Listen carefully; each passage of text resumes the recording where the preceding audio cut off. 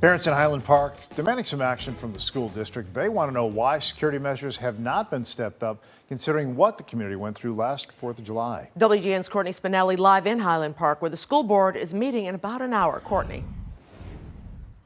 And Micah and Ray, right now a rally is underway here at Township High School District 113. Parents and students are holding signs and demanding answers and action from the school board and administration ahead of that school board meeting starting at 7 tonight.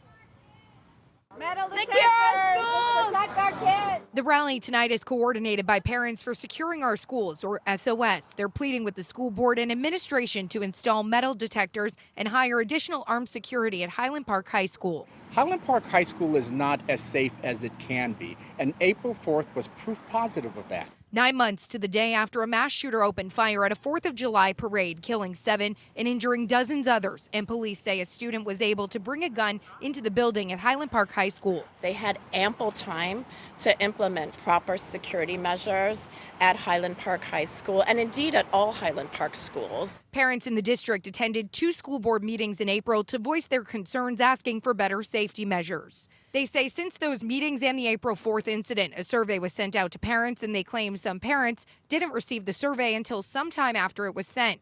Both Enrique Perez and Susie Wall with Parents SOS had children inside the school on the day of the April 4th lockdown, and they say at the least, the board and administration owe parents answers. If you really think about it, we have to be successful 100% of the time to prevent a mass shooting. A mass shooter just has to be successful once. District 113 has armed school resource officers at each of its 2 high schools. During one meeting in April, some board members argued metal detectors weren't effective. Secure the schools for the future. 15-year-old Lily Dom says she was at the high school during the April 4th lockdown and wants to see increased safety measures for her classmates and future generations. To the school board, what if it was your kids that was in the building and you had the chance to protect them?